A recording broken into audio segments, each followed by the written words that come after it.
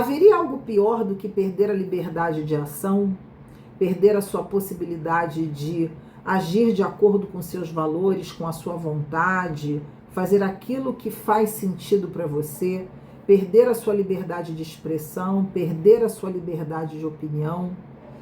Quantas vezes você já se viu obrigada a fazer algo que você não gostaria, mas você continua se obrigando? Nessa relação com esse abusador, você não consegue dizer não, você não consegue estabelecer limites. Como é que você se sente quando você olha para a sua vida e analisa que existem tantos fatores que você deveria pegar de volta, mas você não consegue? Hoje, no nosso Papo de Divã, nós vamos conversar sobre por que você se obriga a fazer coisas que você não gostaria de fazer. O que acontece dentro de você que você se submete a essa situação, se submete a esse constrangimento e fica acuada diante desse abusador que vai gerenciando a sua vida e determinando como você vai se sentir. Seja muito bem-vindo ao nosso Papo de Divã. Eu sou Bianca Cirilo. Para aqueles que não me conhecem, é sempre um prazer compartilhar esse conhecimento. E hoje nós vamos utilizar como suporte a necessidade de estudarmos a Síndrome da Boazinha. Esse tema é um tema fundamental para você que sofre de abuso afetivo e está num momento difícil na relação com esse abusador. Para você que não consegue pegar a sua vida de volta porque você fica limitada a dizer sim o tempo todo. A Síndrome da Boazinha foi estudada num livro extremamente rico, extremamente importante, que eu recomendo para a maioria dos meus pacientes, e deixo aqui a dica também desse livro. E nessa obra ela trabalha vários fatores que explicam para a gente por que pessoas como você, que sabem que precisam dizer não, que não deve mais se obrigar a fazer coisas que você em absoluto é obrigada, mas continua no piloto automático porque não tem a força psicológica, a força de manutenção da sua própria vida íntima e dizer não ao outro, ou seja, essa força que mantém aquilo que é você. Você fica com essa força ameaçada e essa força é o que vai justamente te dar elementos para você dar o basta. O que acontece dentro de você que você não consegue potencializar esses recursos internos? E nesse livro, A Síndrome da Boazinha, ela trabalha 10 mandamentos que ela chama de mandamentos das pessoas agradadoras compulsivas. Esses mandamentos são fundamentais e o nosso objetivo aqui com esse vídeo é ajudar você a identificar se você sofre dessa síndrome e o que você precisa fazer, pelo menos inicialmente, para começar a mudar esse cenário de tortura, de opressão que você vive. Hoje nós vamos falar dos 5 primeiros mandamentos e no próximo vídeo nós vamos trabalhar os outros 5. Primeiro mandamento que ela traz para que a gente possa refletir: devo fazer tudo o que as pessoas desejam, esperam e precisam de mim. Esse é o primeiro mandamento do agradador compulsivo, porque ele se coloca numa posição de subserviência. Eu estou aqui para servir ao outro. Então isso é extremamente sério e muito escravizador, como todos os mandamentos que nós vamos estudar, colocando você numa vulnerabilidade psicológica altamente arriscada. Esse primeiro mandamento, quando você diz para você, eu devo fazer tudo o que o outro quer, você perde a sua individualidade. A primeira coisa que o abusador vai atacar é a perda da sua individualidade. Você perde o poder de ação, você começa a agir de acordo com as expectativas alheias. E isso é um problema sério, porque, como consequência, você perde a autonomia. você passa a viver uma vida de fantoche. É aquilo que o abusador, é tudo aquilo que o abusador quer, é isso que ele deseja, ou seja, você perder a gerência daquilo que é bom para você, você não estar atenta às suas necessidades e mais do que isso, não só atenta, mas também não ter a possibilidade de atendê-las. Às vezes você identifica a necessidade, mas você não se percebe capaz e não tem condições de ir na direção daquilo que vai te fazer bem. Segundo mandamento do agradador compulsivo: devo cuidar dos outros, mesmo que eles não peçam ajuda. Isso é muito sério, porque você cria na relação com as pessoas uma postura que eu chamo de postura antecipatória. Você já se antecipa aos problemas dos outros e as pessoas às vezes não pedem nada, mas você já está ali, não, prontamente, e muitas vezes atropela o desejo do outro. Quando você está num cenário com um abusador, isso se complica. Por quê? Porque o abusador, como ele é um grande, digamos assim, ele é aquela pessoa, né, que está sempre transferindo responsabilidade.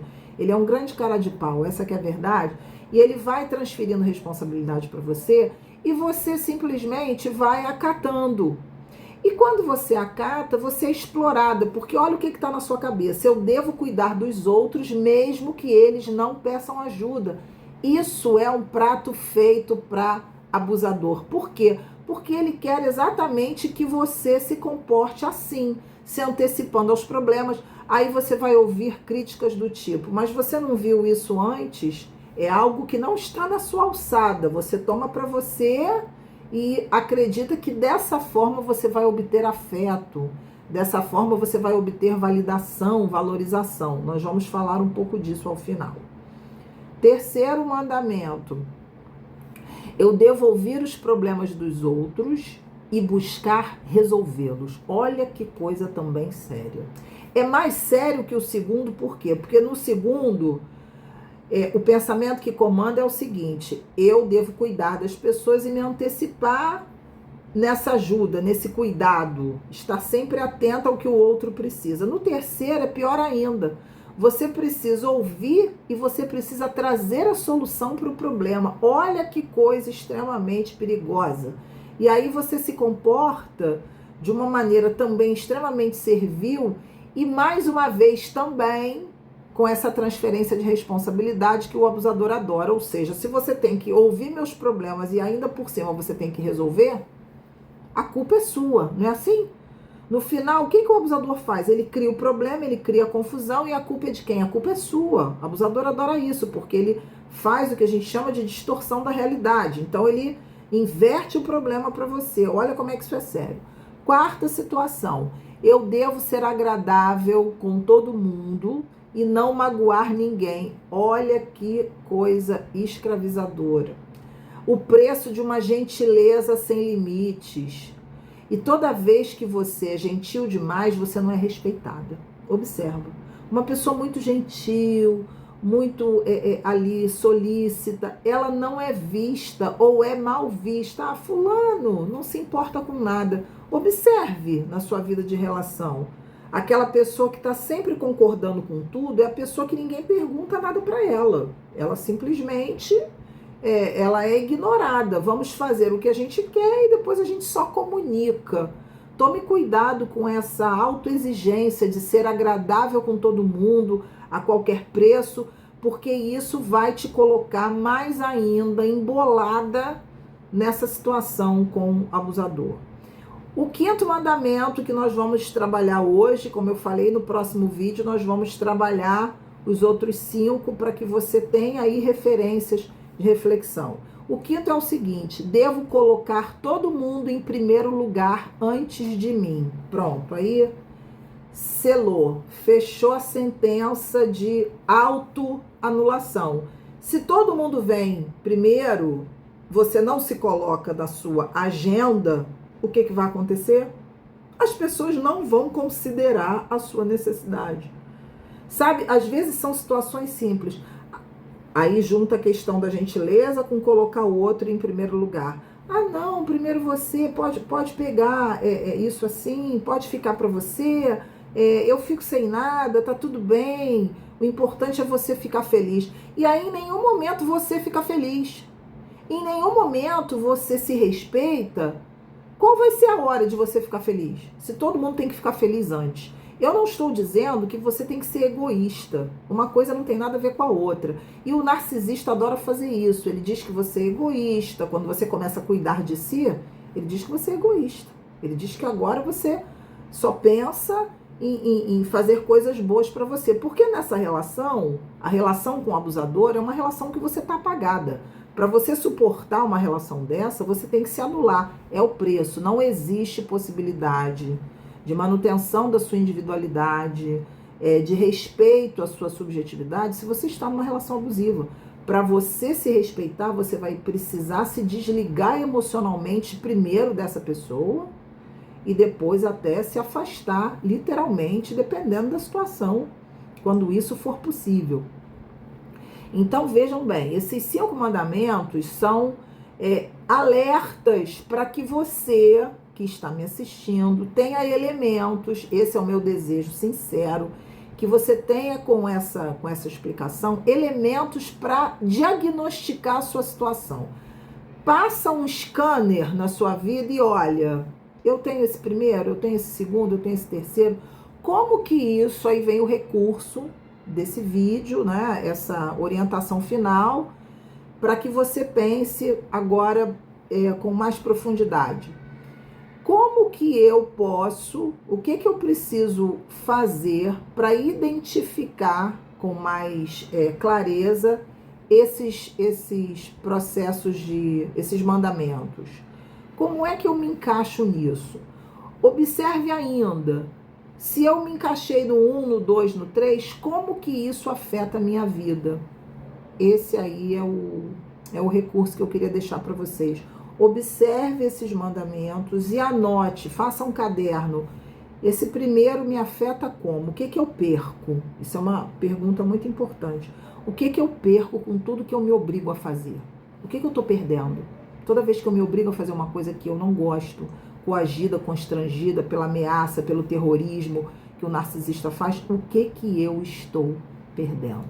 Ok? No próximo vídeo, nós vamos trabalhar os outros 5 mandamentos dos agradadores compulsivos. Foi um prazer, espero que você tenha gostado desse material. Divulgue o nosso canal, dê um like aqui para que a gente possa atingir mais pessoas, auxiliar mais pessoas.